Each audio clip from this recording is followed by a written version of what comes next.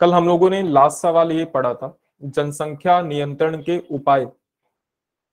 जनसंख्या नियंत्रण के उपायों के अंदर हम लोगों ने कुछ पॉइंट्स को समझा था, और इसमें से जो आखिरी वाला पॉइंट है, परिवार कल्याण कार्यक्रम, पब्लिक वेलफेयर प्रोग्राम, ये आपके सिलेबस में अलग से मेंशन किया गया है।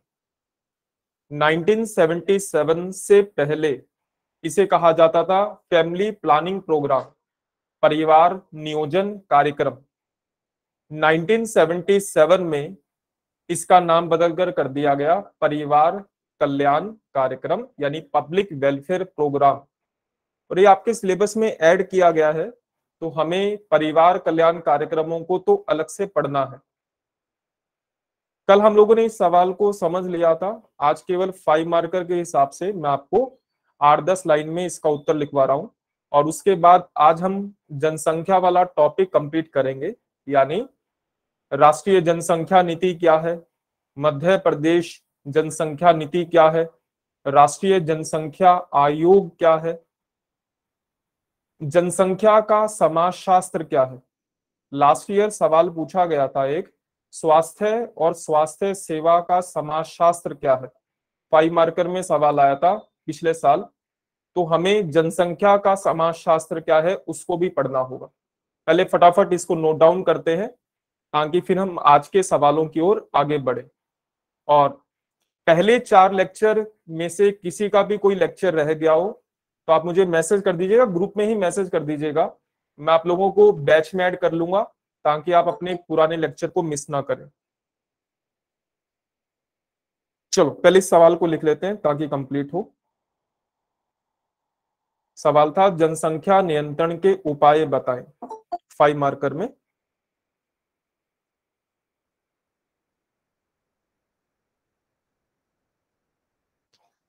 पहला लिखिएगा,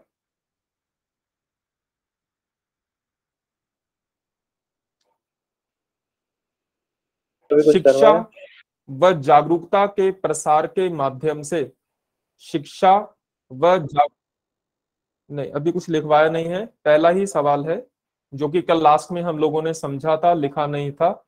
सवाल है जनसंख्या नियंत्रण के उपाय, पहला पॉइंट है, विदाउट हेडिंग लिख रहे हैं हम लोग। शिक्षा व जागरूकता के प्रसार के माध्यम से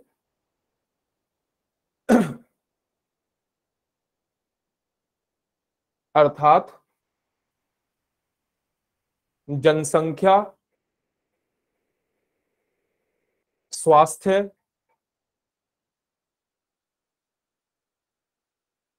यौन यानी सेक्स एजुकेशन, यौन और महिला शिक्षा के माध्यम से,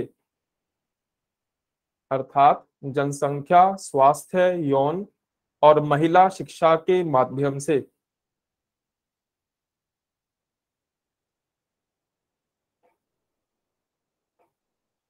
सर एक बार पूरा रिपीट कर। हाँ जी, शिक्षा व जागरूकता के प्रसार के माध्यम से, अर्थात जनसंख्या, स्वास्थ्य, यौन और महिला शिक्षा के माध्यम से। सर अभी तक कितना नोट करवा दिया? ये पहला ही पॉइंट है। देखो, शिक्षा व जागरूकता के प्रसार के लिए 2 तरीके अपनाए जा सकते हैं। एक होता है जन संपर्क, यानी जनता के साथ सीधे संपर्क स्थापित करना। उसके अंदर आंगनवाड़ी की भूमिका सबसे ज्यादा होती है। जो स्वयं सहायता समूह होते हैं या फिर सेल्फ हेल्पिंग ग्रुप होते हैं, गैर सरकारी संगठन होते हैं, इनकी भूमिका भी काफी अधिक होती है।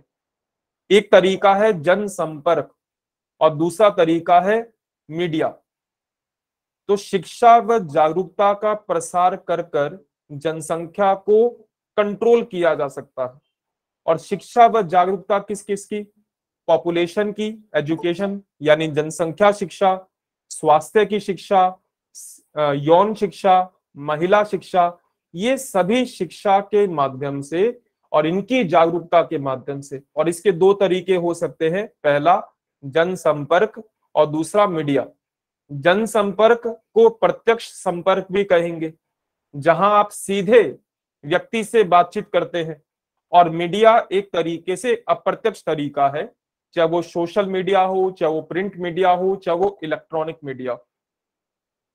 आपके सिलेबस में महिला शिक्षा अलग से दिया है, स्वास्थ्य शिक्षा अलग से दिया है। जब हम लोग परिवार कल्याण कार्यक्रम को पढ़ेंगे तो वहीं पर हम लोग शिक्षा के कंटेक्स्ट में महिला और स्वास्थ्य शिक्षा को पढ़ेंगे। दूसरा है महिलाओं की, लड़कियों की या महिलाओं की विवाह की आयु में वृद्धि करना, महिलाओं की या लड़कियों की विवाह की आयु में वृद्धि करना, अर्थात विवाह की आयु को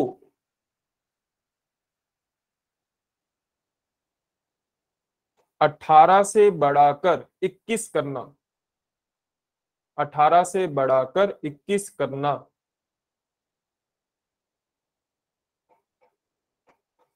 यानी इसके पीछे जो लॉजिक दिया जाता है वो सीधा सा लॉजिक है कि अगर कम उम्र में शादी होती है तो उसके प्रजनन दर अधिक होती है।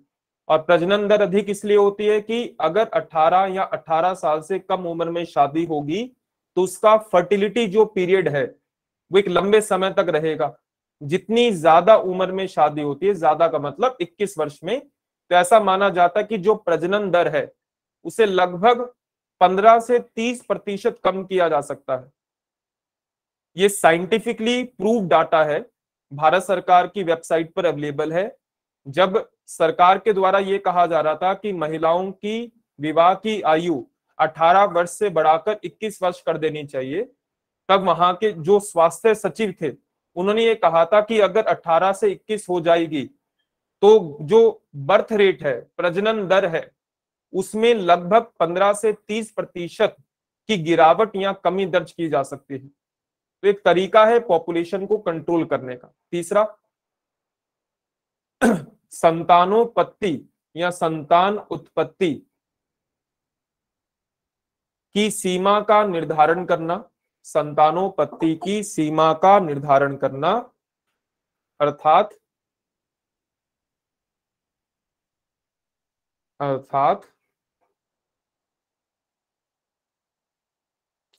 प्रत्येक नागरिक के लिए, अर्थात प्रत्येक नागरिक के लिए न्यूनतम व अधिकतम, भारत के प्रत्येक नागरिक के लिए न्यूनतम व अधिकतम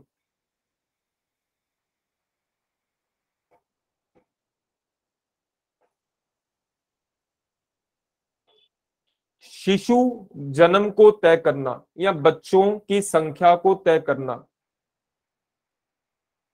न्यूनतम व अधिकतम बच्चों की संख्या को तय करना, कि मिनिमम, मिनिमम नहीं, न्यूनतम कहना गलत होगा, अधिकतम, अधिकतम संख्या को तय करना। न्यूनतम का तो कोई नियम नहीं होगा, अधिकतम बच्चों की संख्या को तय करना, न्यूनतम शब्द हटा दीजिएगा। न्यूनतम तो आरएसएस वाले बोलते हैं कि कम से कम 4 बच्चे या 3 बच्चे पैदा किए जाएं। पॉपुलेशन को कंट्रोल करने के लिए अधिकतम संख्या को निर्धारित किया जाता है, ना कि मिनिमम संख्या को। चौथा है सामाजिक सुरक्षा, अर्थात भारत के नागरिकों की, भारत के नागरिकों की सामाजिक सुरक्षा के लिए कानून व कार्यक्रमों का, नीतियों व कार्यक्रमों का, भारत के नागरिकों की सामाजिक सुरक्षा के लिए नीतियों व कार्यक्रमों का निर्माण करना।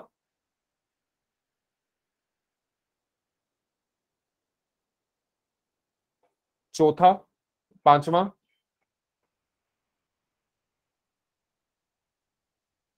ग्रामीण क्षेत्रों में, ग्रामीण क्षेत्रों में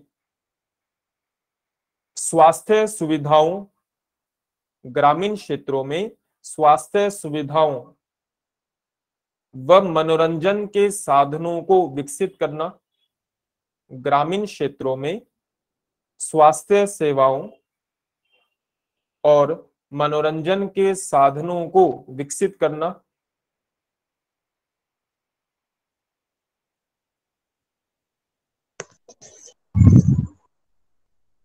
सर फोर्थ पॉइंट बोल दीजिए, अर्थात के पहले स्टार्टिंग कई। सामाजिक सुरक्षा। अच्छा, ओके सर। ठीक, इसमें लिखा आप लोगों ने ग्रामीण क्षेत्रों में स्वास्थ्य सेवाओं व मनोरंजन के साधनों को विकसित करना। लास्ट सेकंड पॉइंट है, भारत के लोगों के जीवन स्तर को, भारत के लोगों के जीवन स्तर को, स्टैंडर्ड ऑफ लिविंग, भारत के लोगों के जीवन स्तर को ऊंचा उठाने का प्रयास करना। भारत के लोगों के जीवन स्तर को ऊंचा उठाने का प्रयास करना, अर्थात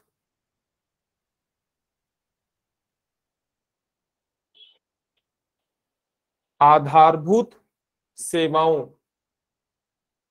की उपलब्धता, आधारभूत वस्तुओं व सेवाओं की, आधारभूत वस्तुओं व सेवाओं की उपलब्धता सुनिश्चित करना, आधारभूत वस्तुओं व सेवाओं की उपलब्धता सुनिश्चित करना।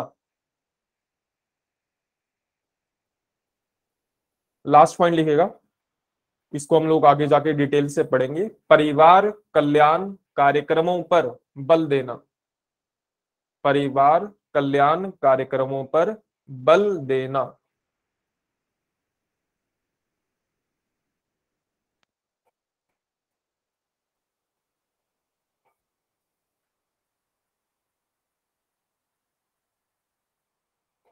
चलो अब आते हैं नेक्स्ट टॉपिक पर, सब टॉपिक कह लीजिए, जनसंख्या नीति, पॉपुलेशन पॉलिसी। जनसंख्या नीति वर्तमान में भी बहुत चर्चा में है। लास्ट ईयर भी 2019 में कानून भी लाया गया था, जनसंख्या नियंत्रण विधेयक, हालांकि वो पास नहीं हो पाया। उत्तर प्रदेश राज्य ने अपनी उत्तर प्रदेश जनसंख्या नीति को लागू कर दिया है।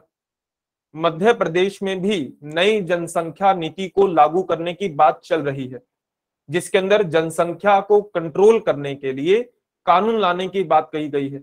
जो अभी हमने कहा कि अधिकतम बच्चों की संख्या को तय करना, उसके लिए पॉपुलेशन कंट्रोल करने के लिए मध्य प्रदेश सरकार भी कानून लाने को तैयार है, और उसके लिए मध्य प्रदेश की भी अलग से जनसंख्या नीति को लागू करने की बात चल रही है। अगर आपने 3-4 महीने पुरानी अगर खबर पड़ी हो तो उसके अंदर भी विधानसभा में भी ये मुद्दा उठा था कि मध्य प्रदेश जनसंख्या नीति को लागू करना चाहिए, नई जनसंख्या नीति को। तो यहां पर हमें दो चीजों को पढ़ना है, पहला भारत की जनसंख्या नीति और दूसरा मध्य प्रदेश की जनसंख्या नीति, दोनों ही 2000 की है।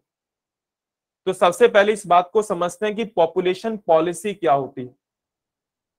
डेफिनेशन कुछ इस तरीके से दी जाती है, जनसंख्या नीति से आशय उन समस्त गतिविधियों से है जो देश की आवश्यकताओं के अनुरूप जनसंख्या में वृद्धि अथवा कमी करने एवं विद्यमान जनसंख्या के उत्पादक गुणों में वृद्धि करने से। अगर हम आसान भाषा में कहें कि पॉपुलेशन पॉलिसी क्या है, तो पॉपुलेशन पॉलिसी होता है पॉपुलेशन की प्लानिंग करना। जनसंख्या नीति जनसंख्या नियोजन को दर्शाती है। प्लानिंग क्या होती है? जब हम किसी कार्य को करते हैं तो उस कार्य को करने से पहले योजना बनाते हैं कि हम उस कार्य को कितने समय में पूरा करेंगे, उस कार्य को करने के लिए हम कौन कौन से साधनों का उपयोग करेंगे, उसके ऊपर कितना समय, कितना धन, कितनी ऊर्जा व्यय करेंगे। तो जनसंख्या नीति जनसंख्या नियोजन को दर्शाती है। और जनसंख्या नियोजन का मतलब है कि हमें कितनी जनसंख्या में वृद्धि करनी है या कमी करनी है, या फिर हमें जो हमारी वर्तमान की जनसंख्या है कैसे उसे मानव पूंजी में तब्दील करना है, उनकी प्रोडक्टिविटी को बढ़ाना है, ताकि जो वर्तमान में भारत की जनसंख्या है वो जनसंख्या भारत के ऊपर बोझ ना बने, बल्कि उस जनसंख्या को हम कैसे यूजफुल बना सकते हैं, ये जनसंख्या नीति का उद्देश्य माना जाता है। जनसंख्या नीति क्या है? जनसंख्या का नियोजन, पॉपुलेशन प्लानिंग। और पॉपुलेशन प्लानिंग के अंदर क्या होता है? क्या देश को जनसंख्या बढ़ाने की आवश्यकता है, क्या देश को जनसंख्या को कम करने की आवश्यकता है, और जो वर्तमान में जनसंख्या है कैसे हम उसकी उत्पादकता को, उसकी प्रोडक्टिविटी को बढ़ाएं, ये होती है पॉपुलेशन पॉलिसी। जनसंख्या नीति का संबंध किसी देश की जनसंख्या के नियोजन से होता है, यानी पॉपुलेशन पॉलिसी क्या है? Population planning. मान लीजिए कि आपसे एग्जाम में सवाल पूछा गया कि जनसंख्या नियोजन क्या है, तो जनसंख्या नियोजन का मतलब होता है कि जनसंख्या को मैनेज करना, प्रबंधित करना। क्या हमें जनसंख्या में वृद्धि करनी है, कमी करनी है? जनसंख्या नियोजन का मूल सार होता है कि जनसंख्या को आर्थिक विकास के साथ तालमेल बिठाना। जो जनसंख्या है कैसे हम उसे भारत की अर्थव्यवस्था के साथ उसका तालमेल बिठाते हैं। भारत की अर्थव्यवस्था के साथ तालमेल का मतलब है मांग और आपूर्ति के बीच में कैसे संतुलन बिठाते हैं। पॉपुलेशन प्लानिंग इसीलिए होती है, और पॉपुलेशन प्लानिंग के लिए क्या बनाई जाती है? जनसंख्या नीति बनाई जाती है। जनसंख्या नीति का उद्देश्य होता है जनसंख्या का नियोजन करना, और जनसंख्या नियोजन का मतलब होता है कि जनसंख्या को अर्थव्यवस्था के साथ उसका तालमेल बिठाना। तालमेल बिठाने का मतलब है कि जो डिमांड एंड सप्लाई है वो बिगड़े नहीं, जितनी जनसंख्या है उसके अनुपात में अर्थव्यवस्था में भी वृद्धि हो, ताकि अगर मान लीजिए कि ज्यादा लोगों को रोजगार की आवश्यकता है तो उतने ही रोजगारों को भी सृजित किया जाए। अगर खाद्यान्न की ज्यादा आवश्यकता है तो उतना खाद्यान्न भी उत्पादित हो। तो ये मतलब होता है पॉपुलेशन प्लानिंग का।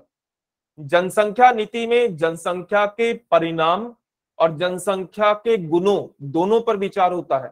परिणाम का मतलब जनसंख्या का आकार कितना है, जनसंख्या की संरचना कितनी है, और गुणात्मक का मतलब जीवन प्रत्याशा क्या है, लिटरेसी रेट यानी साक्षरता दर कितनी है, लिंग अनुपात कितना है। ये जनसंख्या का गुणात्मक पहलू होता है। क्वालिटेटिव एक्सपेक्ट होता है कि जहां पर sex ratio, literacy rate, life expectancy, इन पर विचार किया जाता है। परिणामात्मक का मतलब क्वांटिटेटिव, जिसके अंदर यह देखा जाता है कि ग्रामीण आबादी कितनी है, नगरीय आबादी कितनी है, संरचना क्या है, बुजुर्ग ज्यादा है कि युवा ज्यादा है। तो जनसंख्या नीति जनसंख्या नियोजन को प्रदर्शित करती है, जिसमें जनसंख्या के परिणामात्मक और गुणात्मक दोनों तरीके के पहलुओं का अध्ययन किया जाता है। अगर हम फैक्चुअल तरीके से बात करें तो भारत में पहली राष्ट्रीय जनगणना नीति 1976 की थी। 5वीं पंचवर्षीय योजना में, अब तो पंचवर्षीय योजनाएं भारत में लागू नहीं है, लेकिन जो 5वीं पंचवर्षीय योजना थी उसमें राष्ट्रीय जनसंख्या नीति का प्रावधान किया गया था। और पहली राष्ट्रीय जनसंख्या नीति आई थी 1976 और ये इंप्लीमेंट हुई थी 16 अप्रैल 1976। आज जब हम कहते हैं कि भारत में लड़कों की शादी करने की उम्र 21 वर्ष है और लड़कियों की शादी करने की आयु 18 वर्ष है, ये इस पॉलिसी के माध्यम से तय किया गया था।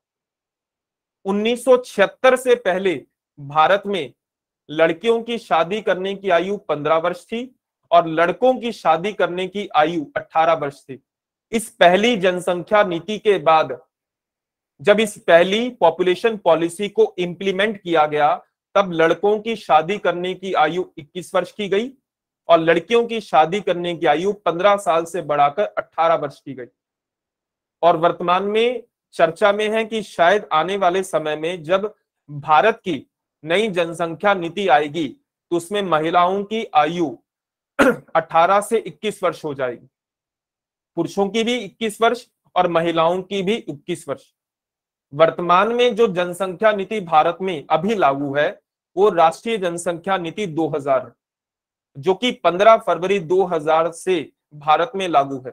नेशनल पॉपुलेशन पॉलिसी 2000 इस समय वर्तमान में इंप्लीमेंट है, जो कि 15 अप्रैल 2000 में बनाई गई थी, अभी तक लागू है और इसी को बदलने की कोशिश की जा रही है। जब भी लागू होगी तो उस नई जनसंख्या नीति को आप लोगों को पढ़ना होगा। हालांकि इस बार के मेंस के एग्जाम से पहले तो नहीं आएगी, बाकी एमपीपीएससी पर है। अगर वो आयोग मेंस का एग्जाम ही बहुत डिले कर दे तब शायद पढ़ना भी पड़े। तो कुल मिलाकर आज का जो हमें पहला सवाल करना है वो है राष्ट्रीय जनसंख्या नीति 2000।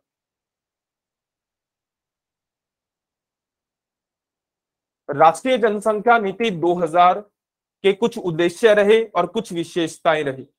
पॉलिसी अपने आप में बहुत बड़ी है, लेकिन हम उनके उन पहलुओं पर बात करेंगे जो कि एग्जाम में अगर आता है तो हम लोग अटेम्प्ट कर पाए। लास्ट ईयर नीतियों से काफी सवाल पूछे गए थे, जैसे मध्य प्रदेश महिला नीति पर 5 नंबर में सवाल आया था और एक सवाल आया था शायद राष्ट्रीय वृद्धजन नीति पर 5 मार्कर में।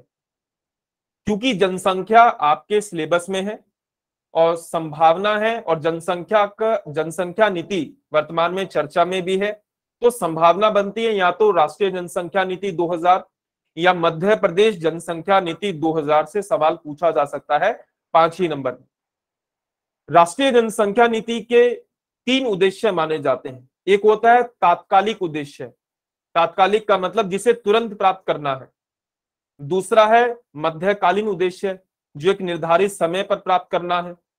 और एक होता है दीर्घकालीन उद्देश्य, लॉन्ग टर्म पर्पस। तो राष्ट्रीय जनसंख्या नीति के 3 उद्देश्य रहे, पहला तात्कालिक, दूसरा मध्यकालीन या मध्यम कालीन और तीसरा दीर्घकालीन। तत्कालीन उद्देश्य में कहा गया था कि पूरे भारत में गर्भ निरोधक उपायों के लिए जो स्वास्थ्य सुविधाएं हैं उनका विस्तार किया जाए। यानी कुल मिलाकर ग्रामीण क्षेत्र हो, नगरीय क्षेत्र हो, कोई भी राज्य हो, कोई भी क्षेत्र हो, हर जगह स्वास्थ्य सुविधाओं का विस्तार किया जाए और वहां पर गर्भ निरोधक उपायों को कैसे जागरूक करना है, वहां पर कैसे उस क्षेत्र के स्वास्थ्य केंद्र के द्वारा उस क्षेत्र के लोगों को जागरूक किया जाए ताकि वो पॉपुलेशन को कंट्रोल करने में मदद करे। ये तत्कालीन उद्देश्य था कि तत्कालीन तौर पर इसे किया जाए। मध्यम कालीन उद्देश्य कहा गया कि जो कुल प्रजनन दर है, कुल प्रजनन दर का मतलब TFR, टोटल फर्टिलिटी रेट, या आप जन्म मृत्यु सांख्यिकी के अंदर आने वाले शायद मंडे या ट्यूसडे से पढ़ना शुरू करेंगे। उसमें कहा गया था कि 2010 तक 2.1 के स्तर तक लेकर आना है। हालांकि 2010 तो अब चला गया है, अब नई जनसंख्या नीति में नए तरीकों से तय किया जाएगा। दीर्घकालीन उद्देश्य में कहा गया था सन 2000 में कि 2045 तक जनसंख्या को स्थिर करना। स्थिर करने का मतलब जन्म दर और मृत्यु दर को बराबर करना। जितने लोग पैदा हो रहे हैं उतने ही लोगों की मृत्यु हो जाए, ना जनसंख्या बढ़े ना जनसंख्या कम हो, बल्कि स्थिर हो जाए। मृत्यु दर और जन्म दर का इक्वल हो जाना, बराबर हो जाना। और अभी हाल फिलहाल में गवर्नमेंट ने इसे 2070 तक कर दिया कि अब राष्ट्रीय जनसंख्या नीति 2000 कहती है कि 2070 तक हमें जनसंख्या को स्थिर करना है, स्टेबिलिटी लानी है। जब तक स्टेबिलिटी नहीं आएगी तब तक जनसंख्या को कम नहीं किया जा सकता। जनसंख्या वृद्धि, जनसंख्या में सकारात्मक वृद्धि तुरंत नकारात्मक वृद्धि में तब्दील नहीं होती। बीच में एक ऐसी अवस्था आती है जहां पर जनसंख्या पहले स्थिर होती है, उसके बाद जनसंख्या में कमी आनी शुरू होती है। तो ये राष्ट्रीय जनसंख्या नीति के 3 प्रमुख उद्देश्य रहे। चलो पहले हम लोग सवाल करते हैं।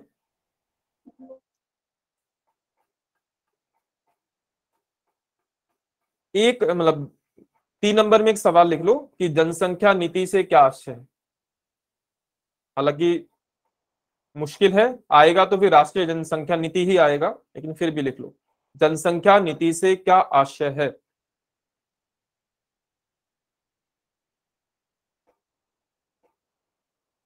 ठीक लिखिएगा। जनसंख्या नीति का संबंध जनसंख्या के नियोजन से है। जनसंख्या नीति का संबंध जनसंख्या के नियोजन से है। पॉपुलेशन प्लानिंग, फैमिली प्लानिंग नहीं, पॉपुलेशन प्लानिंग से है। जनसंख्या नीति का संबंध जनसंख्या नियोजन से है, पूर्ण विराम। दूसरा,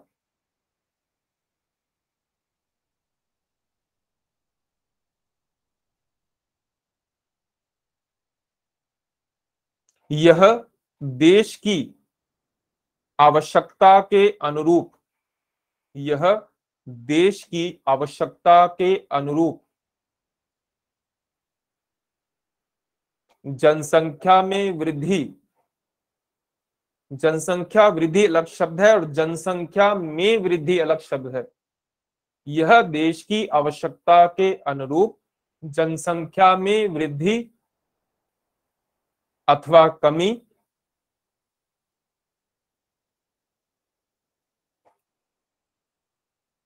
और विद्यमान जनसंख्या के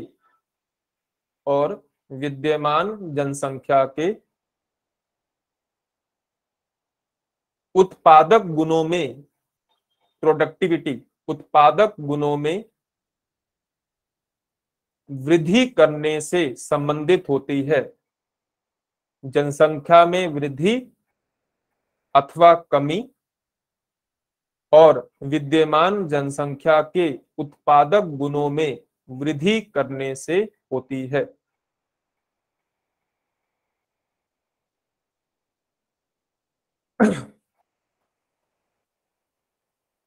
अब लिखिएगा, राष्ट्रीय जनसंख्या नीति 2000 के उद्देश्य और विशेषताओं का वर्णन करें।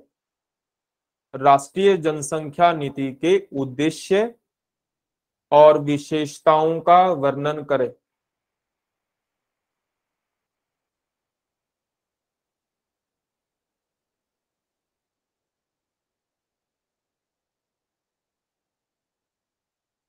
ठीक लिखिएगा, एक लाइन में भूमिका लिखेंगे, एक दो लाइन में। राष्ट्रीय जनसंख्या नीति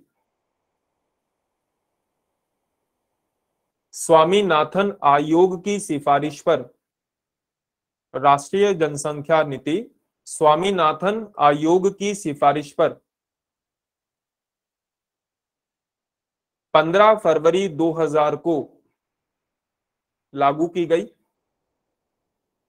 राष्ट्रीय जनसंख्या नीति 2000 स्वामीनाथन आयोग की सिफारिश पर 15 फरवरी 2000 को लागू की गई, पूर्ण विराम। अब हेडिंग बनाइएगा, उद्देश्य। एग्जाम में सवाल आने की संभावना विशेषताओं से ही है, लेकिन फिर भी उद्देश्य लिखिएगा। पहला पॉइंट है, मतलब हेडिंग दीजिएगा, सब हेडिंग उद्देश्य। उद्देश्य में पहला पॉइंट बनाइएगा, तत्कालीन उद्देश्य, तात्कालिक उद्देश्य, तात्कालिक उद्देश्य।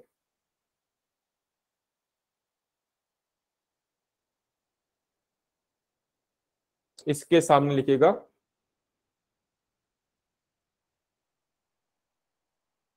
परिवार कल्याण कार्यक्रम, परिवार कल्याण कार्यक्रमों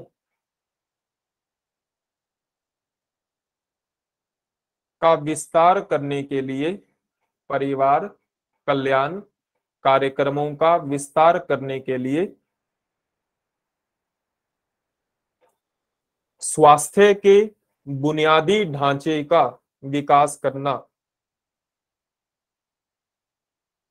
परिवार कल्याण कार्यक्रमों का विस्तार करने के लिए स्वास्थ्य के बुनियादी ढांचे का विस्तार करना।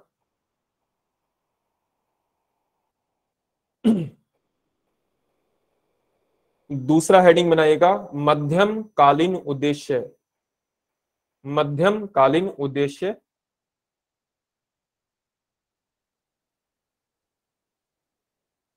इसमें लिखिएगा कुल प्रजनन दर, टोटल फर्टिलिटी रेट, TFR कहते हैं इसे, कुल प्रजनन दर को 2010 तक कुल प्रजनन दर को 2010 तक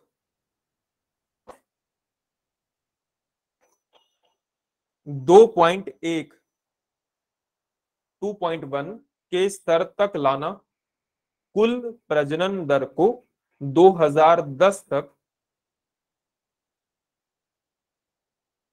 2.1 2.1 के स्तर तक लाना। और तीसरा है दीर्घकालीन उद्देश्य। दीर्घकालीन उद्देश्य इसमें लिखेगा 2070 तक जनसंख्या को स्थिर करना। 2070 तक जनसंख्या को स्थिर करना, स्टेबल करना।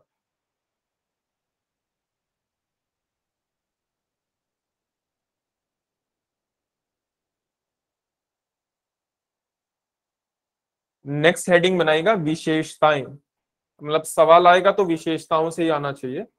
राष्ट्रीय जनसंख्या नीति 2000 की विशेषताएं। हेडिंग सिर्फ बनाएगा विशेषताएं।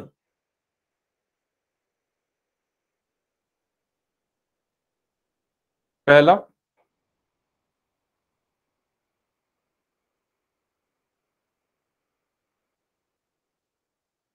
लड़कियों का विवाह। लड़कियों का विवाह 18 वर्ष की आयु से पहले। लड़कियों का विवाह 18 वर्ष की आयु से पहले न करने के लिए लोगों को प्रोत्साहित करना।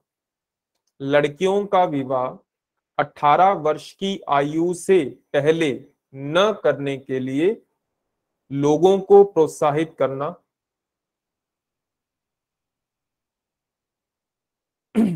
दूसरा,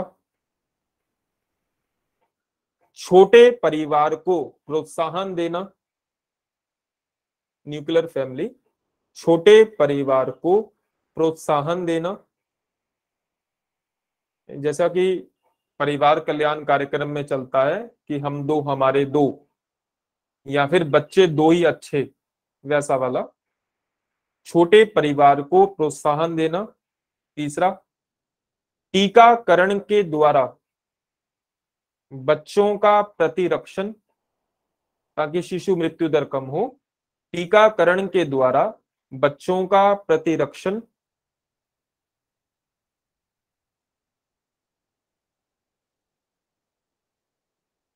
चौथा, संक्रामक रोगों को, फैलने वाले रोग, संक्रामक रोगों को नियंत्रित करना। संक्रामक रोगों को नियंत्रित करना।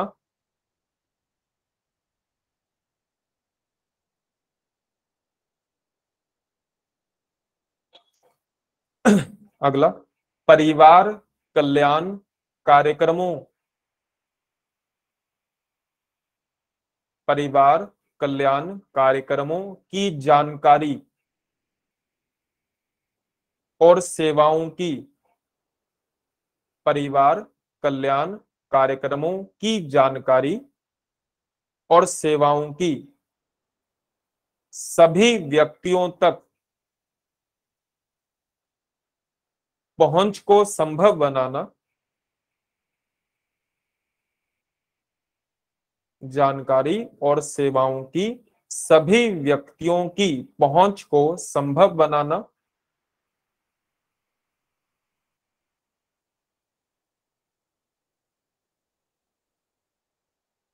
अगला, मातृत्व मृत्यु दर, मातृत्व मृत्यु दर को प्रति 1 लाख जीवित जन्मों पर, मातृत्व मृत्यु दर को प्रति 1 लाख जीवित जन्मों पर 30 तक घटाना। 30, मातृत्व मृत्यु दर को प्रति 1 लाख जीवित जन्मों पर 30 तक घटाना, 30 तक घटाना। आने वाले लेक्चर में आप पढ़ेंगे कि भारत में कितनी है, मध्य प्रदेश में कितनी है, अलग अलग डिस्ट्रिक्ट में क्या है। लास्ट पॉइंट, शिशु मृत्यु दर को प्रति 1,000 जीवित जन्मों पर 30 से कम करना। शिशु मृत्यु दर को प्रति 1,000 जीवित जन्मों पर 30 से कम करना।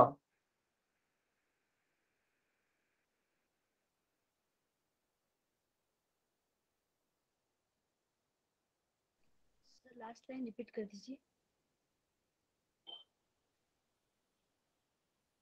शिशु मृत्यु दर को प्रति 1,000 जीवित जन्मों पर, जन्म लेने वाले पर जन्मों पर 30 से कम करना। 20 या 30? क्या कह रहे हो श्याम? 20 या 30 रिपीट कर देना। 30 ही है, दोनों में 30 है, मातृत्व मृत्यु दर में भी और शिशु मृत्यु दर में भी। हालांकि अब सरकार ने आंकड़ों को बदलेंगी जब भी चेंज होंगे। चल अगले सवाल को समझने की कोशिश करते हैं। हालांकि सवाल तो फैक्चुअल ही है। ठीक, सवाल है मध्य प्रदेश जनसंख्या नीति 2000। मध्य प्रदेश की जनसंख्या नीति 2000 उस समय की बात है जब दिग्विजय सिंह मध्य प्रदेश के मुख्यमंत्री हुआ करते थे। उस समय ही ये पॉलिसी आई थी। इस पॉलिसी में भी राष्ट्रीय जनसंख्या नीति के प्रावधानों को ही अपनाया गया और वेबसाइट पर ये पॉलिसी अवेलेबल है। इंग्लिश में लगभग 40 पन्नों पर लिखा गया है।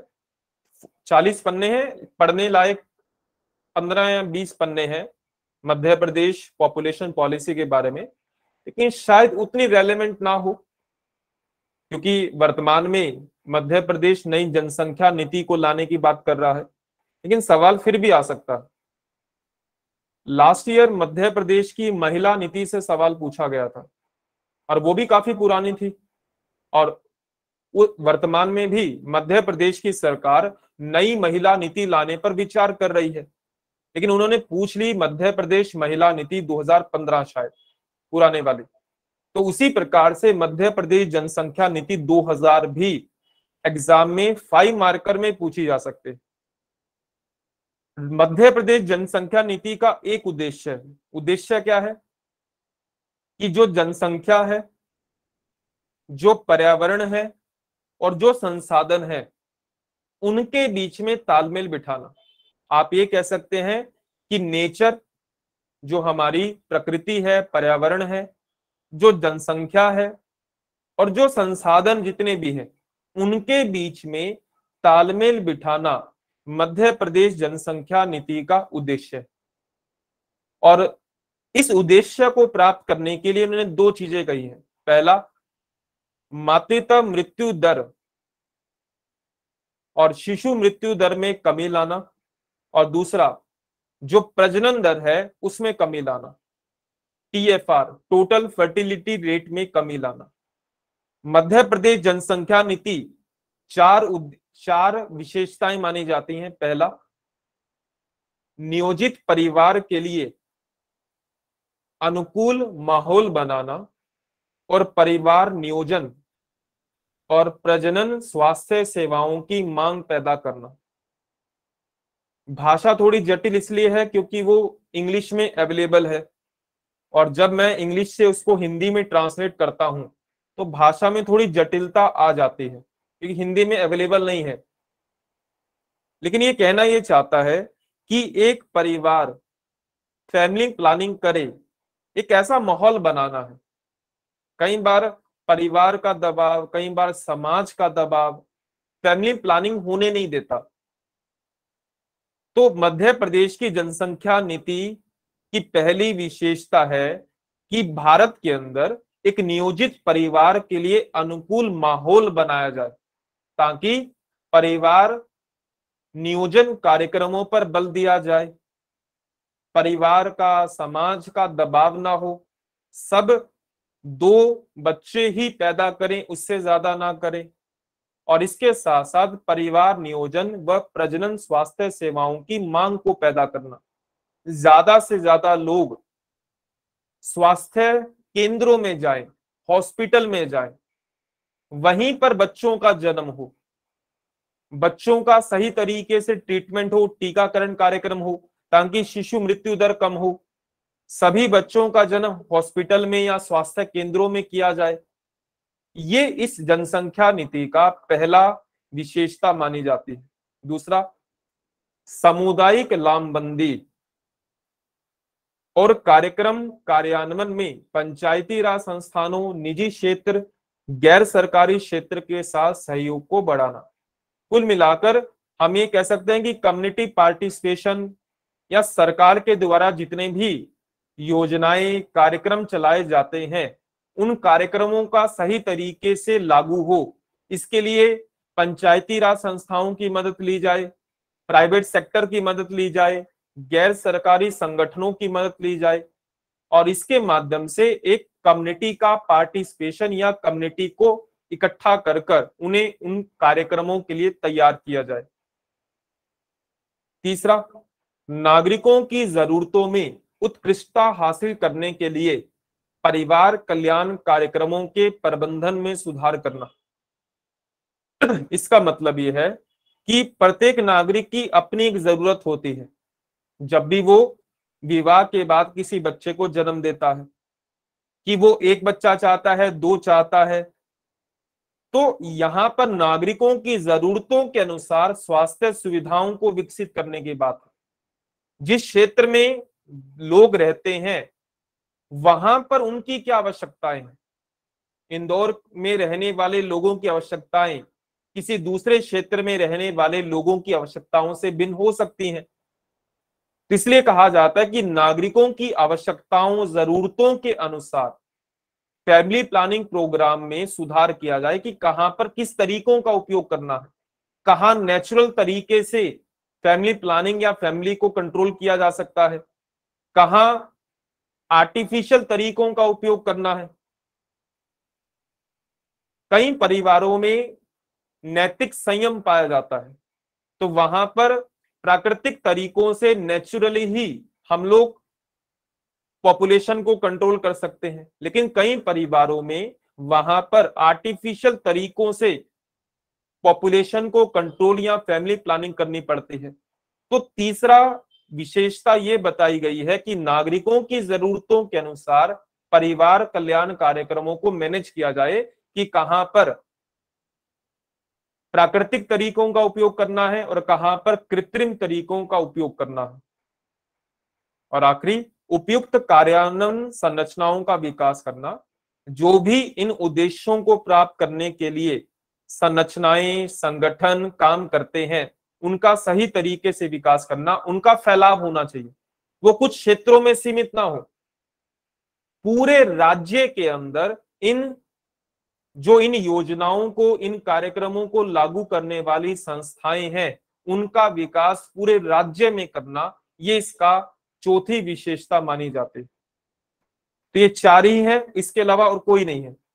यानी जो मध्य प्रदेश पॉपुलेशन पॉलिसी है, जो उसका डॉक्यूमेंट है, उसमें यही चार बताए गए हैं और कोई नहीं बताया गया। भाषा जटिल है, मैं थोड़ा आसान भाषा में लिखवाने की कोशिश करता हूं। हेडिंग दीजिएगा, मध्य प्रदेश जनसंख्या नीति 2000 की विशेषताएं बताएं।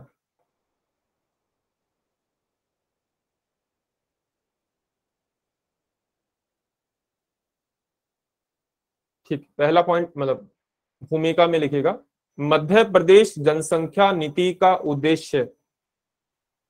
मध्य प्रदेश जनसंख्या नीति का उद्देश्य जनसंख्या कौमा संसाधनों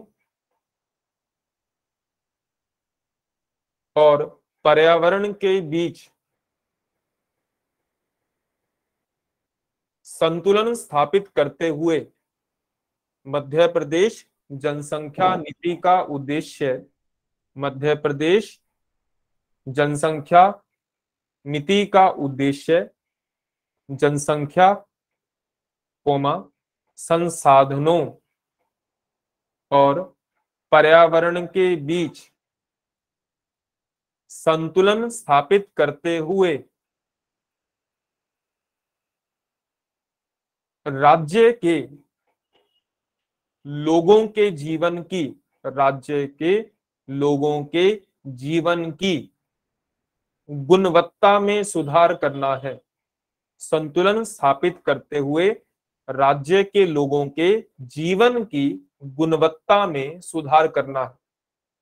जीवन स्तर में नहीं, जीवन की गुणवत्ता में सुधार करना है।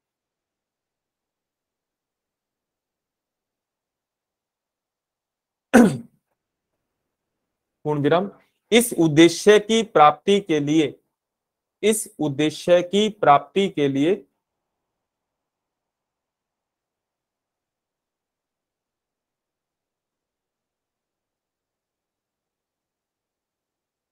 प्रजनन दर, कुल प्रजनन दर और मातृत्व मृत्यु दर में इस उद्देश्य की प्राप्ति या इस उद्देश्य की पूर्ति के लिए कुल प्रजनन दर और मातृत्व मृत्यु दर में तेजी से कमी करना आवश्यक है।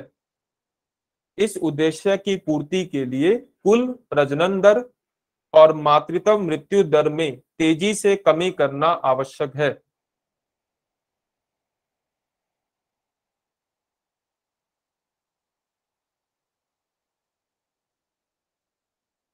इस नीति की 4 प्रमुख विशेषताएं हैं।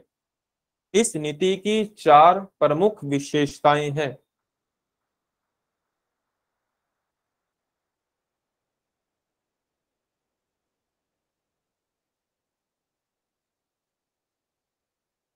फर्स्ट पॉइंट,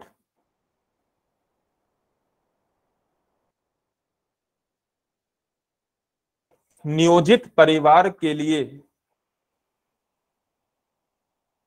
नहीं ऐसा मत लिखिएगा, परिवार नियोजन कार्यक्रमों के लिए अनुकूल माहौल बनाना। परिवार नियोजन कार्यक्रमों के लिए अनुकूल माहौल बनाना और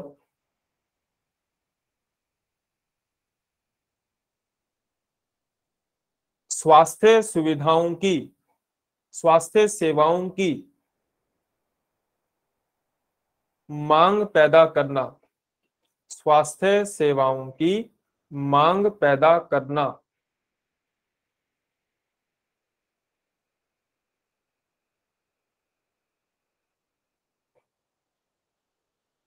दूसरा, परिवार कल्याण कार्यक्रमों के क्रियान्वयन में, क्रियान्वयन कह लो या कार्यान्वयन कह लो, इंग्लिश में हम कहेंगे इम्प्लीमेंटेशन। परिवार कल्याण कार्यक्रमों के कार्यान्वयन में पंचायती राज संस्थानों, PRI, पंचायती राज संस्थानों, निजी क्षेत्र और गैर सरकारी क्षेत्र के साथ सहयोग बढ़ाना। पंचायती राज संस्थानों, निजी क्षेत्र और गैर सरकारी क्षेत्र के साथ सहयोग बढ़ाना। तीसरा है, एक बार रिपीट कर दीजिएगा, पंचायती राज संस्थानों के बाद। पंचायती राज संस्थानों, निजी क्षेत्र और गैर सरकारी क्षेत्र के साथ,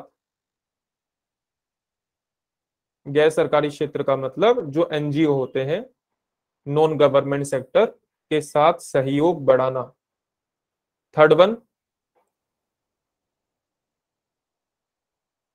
नागरिकों की जरूरतों के अनुकूल, नागरिकों की आवश्यकताओं के अनुकूल या नागरिकों की आवश्यकताओं के अनुसार, नागरिकों की आवश्यकताओं के अनुसार, नागरिकों की आवश्यकताओं के अनुसार परिवार कल्याण कार्यक्रम के प्रबंधन में सुधार करना, नागरिकों की आवश्यकताओं के अनुसार परिवार कल्याण कार्यक्रम के प्रबंधन में सुधार करना।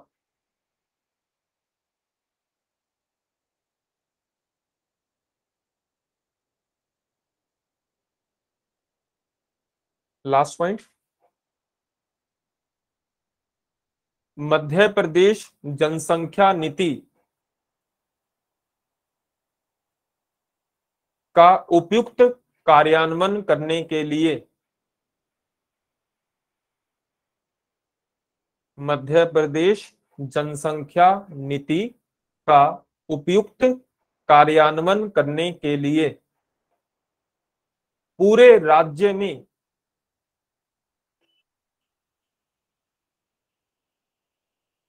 स्वास्थ्य संरचनाओं का विकास करना, पूरे राज्य में स्वास्थ्य संरचनाओं का विकास करना।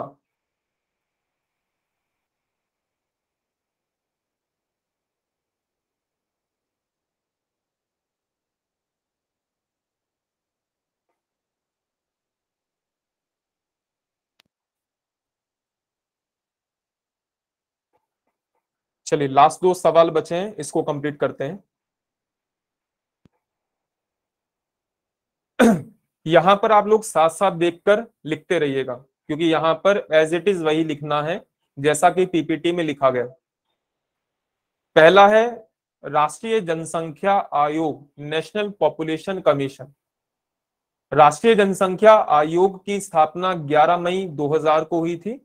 बाद में 2005 में इसको रिकंस्ट्रक्ट किया गया था। राष्ट्रीय जनसंख्या आयोग के अध्यक्ष प्रधानमंत्री होते हैं। भारत के जो भी प्रधानमंत्री होंगे वो इस आयोग के अध्यक्ष होंगे। उपाध्यक्ष होंगे नीति आयोग के, जो उपाध्यक्ष हैं वो राष्ट्रीय जनसंख्या आयोग के भी उपाध्यक्ष होंगे। पहले राष्ट्रीय जनसंख्या आयोग योजना आयोग के अधीन होता था। जब स्टार्टिंग में जब ये 2000 में बना तब ये योजना आयोग के अधीन बनाया गया था। आगे चलकर इसे योजना आयोग के अधीन होने से हटा दिया 2005 में। वर्तमान में ये स्वास्थ्य मंत्रालय के अधीन आता है। सदस्यों में लगभग सभी राज्यों के मुख्यमंत्री, संबंधित केंद्रीय मंत्रालयों के मंत्री, संबंधित केंद्रीय मंत्रालयों के मंत्रियों का मतलब जो जो पॉपुलेशन को कंट्रोल करने से जुड़े हुए मंत्रालय हैं, उन सभी मंत्रालयों के मंत्री और विभागों के सचिव, प्रख्यात चिकित्सक जो बेस्ट डॉक्टर हैं या ज्ञान रखते हैं, जनसांख्यिकी और नागरिक समाज के प्रतिनिधि, ये आयोग के सदस्य होते हैं जिन्हें स्वास्थ्य मंत्रालय के द्वारा नॉमिनेट किया जाता है। और इसका नोडल मंत्रालय है स्वास्थ्य मंत्रालय। पहले इसका नोडल मंत्रालय या नोडल विभाग हुआ करता था योजना आयोग, लेकिन 2005 में इसे स्वास्थ्य मंत्रालय के अधीन गठित कर दिया गया है। और वर्तमान में आप कह सकते हैं कि राष्ट्रीय जनसंख्या आयोग का नोडल मंत्रालय स्वास्थ्य मंत्रालय यानी ministry of health and family welfare होता है।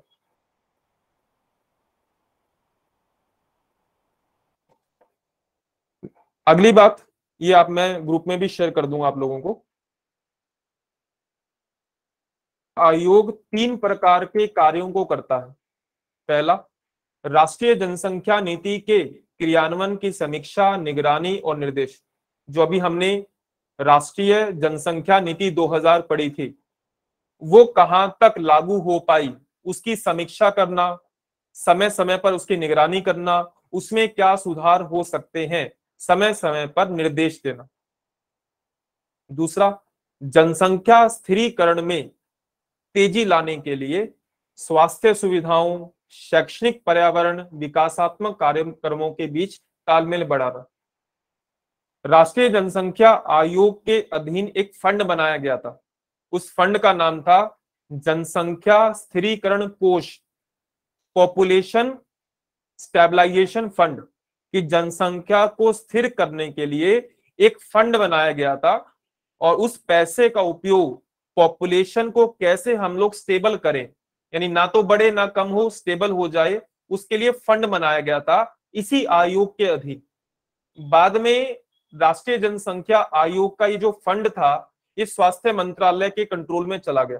आप ये नहीं कह सकते कि जो जनसंख्या स्थिरीकरण कोष है वो राष्ट्रीय जनसंख्या आयोग के अधीन आता है, अब वो स्वास्थ्य मंत्रालय के अधीन हो गया। तो पॉपुलेशन को स्थिर करने के लिए जो भी स्वास्थ्य कार्यक्रम चलाए जा रहे हैं, जो भी विकासात्मक कार्यक्रम चलाए जा रहे हैं, शैक्षणिक कार्यक्रम चलाए जा रहे हैं, उनके बीच में तालमेल बढ़ाना। और तीसरा, केंद्र और राज्य, सेंटर और स्टेट के अलग अलग जो एजेंसीज या जो अलग अलग संगठन हैं, उनके द्वारा जो प्रोग्राम चलाए जा रहे हैं, जो योजनाएं बनाई जा रही हैं, उनके बीच में तालमेल बढ़ाना। केंद्र सरकार के अलग अलग मंत्रालयों, अलग अलग विभागों के बीच में तालमेल बढ़ाना, केंद्र सरकार और अलग अलग राज्य सरकारों के बीच में तालमेल बढ़ाना, ताकि जो भी प्रोग्राम या जो भी पॉलिसी बनाई जाती है पॉपुलेशन को कंट्रोल करने के लिए, पॉपुलेशन को स्टेबलाइज करने के लिए, उसमें ओवरलैपिंग ना हो, समय और धन खराब ना हो। इसलिए केंद्र और राज्य के अलग अलग संगठनों, विभागों के बीच में तालमेल बढ़ाना भी इस आयोग का काम होता है। यह कोई सांविधिक निकाय नहीं है जिसका कानून के माध्यम से गठन किया गया हो, ये कार्यकारी निकाय है। कार्यकारी निकाय का मतलब सरकार के एक आदेश के माध्यम से इस आयोग का गठन किया गया है। जैसे नीति आयोग है वैसे ही राष्ट्रीय जनसंख्या आयोग है। लास्ट सवाल, जनसंख्या का समाजशास्त्र क्या है? जनसंख्या के समाजशास्त्र का मतलब होता है, समाजशास्त्र के अनुसार जनसंख्या क्या है? समाजशास्त्र के अनुसार जनसंख्या मनुष्यों का संग्रह है। यानी देखो, बायोलॉजी में यानी जैविक विज्ञान में जनसंख्या की अलग परिभाषा होती है, भूगोल में जनसंख्या की अलग परिभाषा होती है, अर्थशास्त्र में जनसंख्या की अलग परिभाषा होती है, लेकिन समाजशास्त्र के अनुसार जनसंख्या मनुष्यों का संग्रह है, मनुष्यों से मिलकर बना एक संग्रह है। तो जनसंख्या के समाजशास्त्र का मतलब क्या है?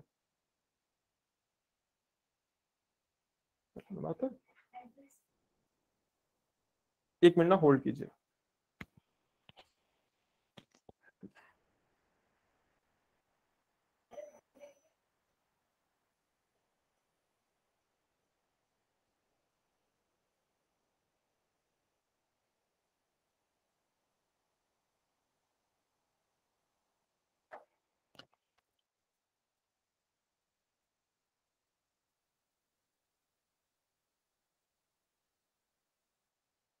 जनसंख्या के समाजशास्त्र में हम लोग 6 बातों का अध्ययन करते हैं। सबसे पहले पारिवारिक संरचना। जनसंख्या के समाजशास्त्र का मतलब कि परिवार की संरचना कैसी है, क्या परिवार संयुक्त परिवार है, क्या परिवार एकल परिवार है। तो परिवार की संरचना का अध्ययन किया जाता है जनसंख्या के समाजशास्त्र में। दूसरा, समाज व समुदाय का स्वरूप कैसा है, कैसा समाज है, प्रगतिशील समाज है, रूढ़िवादी समाज है, कैसा समाज है, परंपराओं पर ज्यादा चलता है, रूढ़ियों पर ज्यादा चलता है, या फिर नवाचार पर बल दिया जाता है। समुदाय कैसा है, सिंगल है, डबल है, या किस प्रकार का समुदाय है, यानी जटिल है या सरल है। तो जनसंख्या के समाजशास्त्र में परिवार की संरचना का अध्ययन किया जाता है, समाज व समुदाय के स्वरूप का अध्ययन किया जाता है। तीसरा, धर्म का स्वरूप कैसा है, अर्थात जनसंख्या धर्म को लेकर, यानी जनसंख्या क्या है, मनुष्यों का संग्रह। समाजशास्त्र के अनुसार किस धर्म के लोगों की जनसंख्या ज्यादा है, किस पंथ के लोगों की संख्या ज्यादा है, इस बात का अध्ययन करना। शिक्षा का स्तर, जनसंख्या में कितने लोग पढ़े लिखे हैं, कितने लोग पढ़े लिखे नहीं हैं, जो पढ़े लिखे हैं क्या वो जागरूक हैं, कौन सी जनसंख्या का कौन सा वर्ग कितना पढ़ा लिखा है, इन सभी बातों का अध्ययन जनसंख्या के समाजशास्त्र में किया जाता है। जाति व्यवस्था कैसी है, अर्थात पूरी जनसंख्या में कितनी जातियां हैं, कितनी उपजातियां हैं, प्रत्येक जाति के अंदर कितनी जनसंख्या है, ये जनसंख्या के समाजशास्त्र में पढ़ा जाता है। इसके अलावा प्रवास के प्रति सामाजिक दृष्टिकोण क्या है, माइग्रेशन, कितने लोग एक जगह से दूसरी जगह जाना पसंद करते हैं, वे कौन से कारक हैं जो ग्रामीण क्षेत्र से नगरीय क्षेत्र की ओर जाने के लिए बाध्य करते हैं, जिन्हें कहा जाता है आकर्षण कारक और विकर्षण कारक। इन सभी बातों का अध्ययन जब होता है तो उसे कहा जाता है जनसंख्या का समाजशास्त्र। तो अगर आपसे पूछा जाता है कि जनसंख्या का समाजशास्त्र क्या है, 5 मार्कर, तो हम इन 5 बिंदुओं के आधार पर जनसंख्या के समाजशास्त्र को पढ़ते हैं। ठीक, इस सवाल को लिखवाता हूं, पिछले वाला सवाल मैं आपको स्क्रीनशॉट के रूप में ग्रुप में सेंड करूंगा।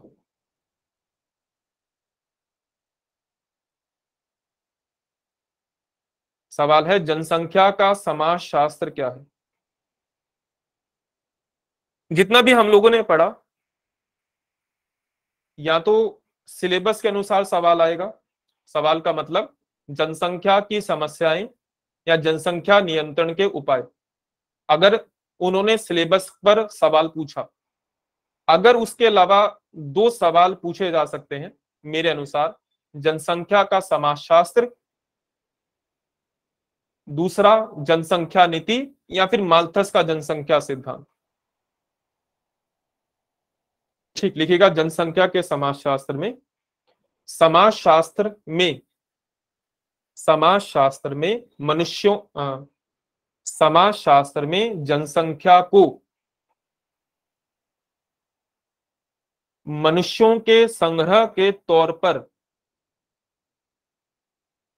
समाजशास्त्र में जनसंख्या को मनुष्यों के संग्रह के तौर पर परिभाषित किया जाता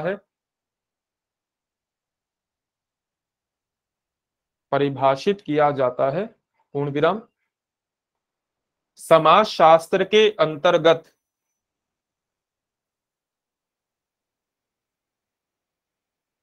जनसंख्या संबंधी निम्नलिखित तथ्यों का अध्ययन किया जाता है। समाजशास्त्र के अंतर्गत जनसंख्या संबंधी निम्नलिखित तथ्यों का अध्ययन किया जाता है।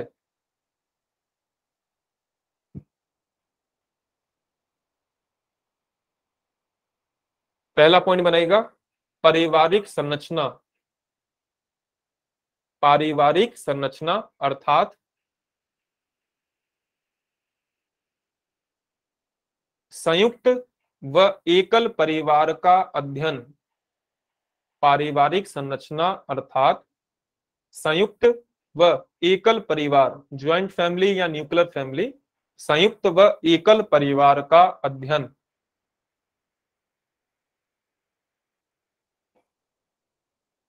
दूसरा है समाज व समुदाय का स्वरूप, समाज व समुदाय का स्वरूप अर्थात समाज परंपरागत है या आधुनिक, समाज परंपरागत है या आधुनिक,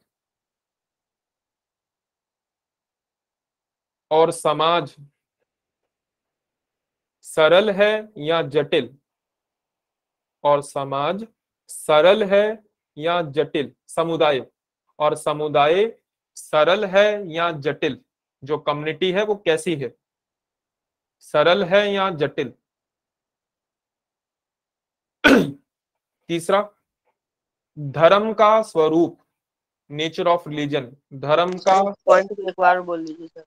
हाँ, दूसरा पॉइंट हम लोगों ने लिखा समाज व समुदाय का स्वरूप अर्थात समाज परंपरागत है या आधुनिक, और समुदाय सरल है या जटिल। तीसरा है धर्म का स्वरूप, धर्म का स्वरूप अर्थात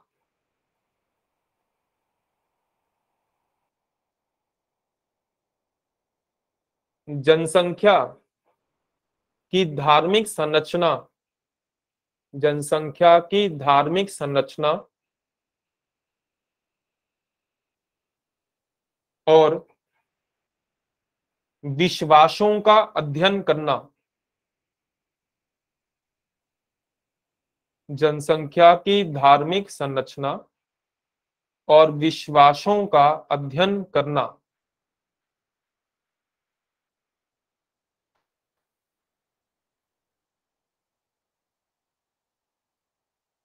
चौथा है शिक्षा का स्तर, शिक्षा का स्तर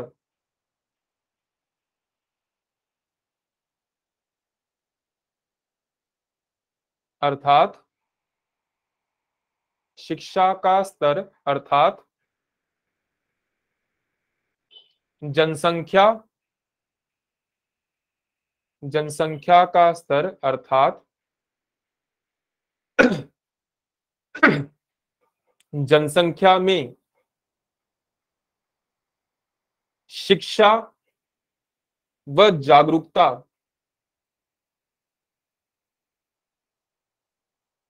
अर्थात जनसंख्या में शिक्षा व जागरूकता का प्रसार कितना है, जनसंख्या में शिक्षा और जागरूकता का प्रसार कितना है। पांचवा है जाति व्यवस्था, कास्ट सिस्टम, जाति व्यवस्था अर्थात जनसंख्या में जातियों और उपजातियों का अध्ययन करना, जाति व्यवस्था अर्थात जनसंख्या में जातियों और उपजातियों का अध्ययन करना।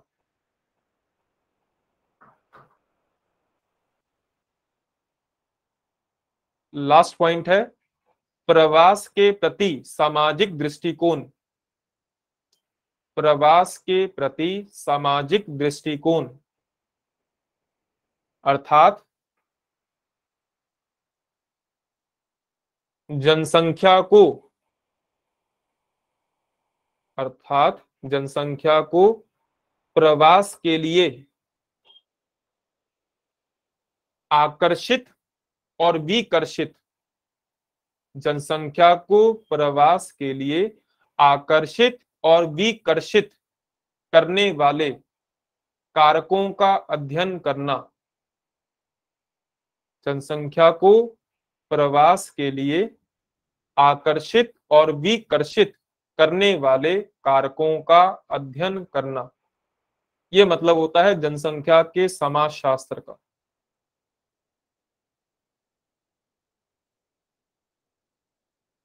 ठीक, तो आज का लेक्चर यहीं तक है।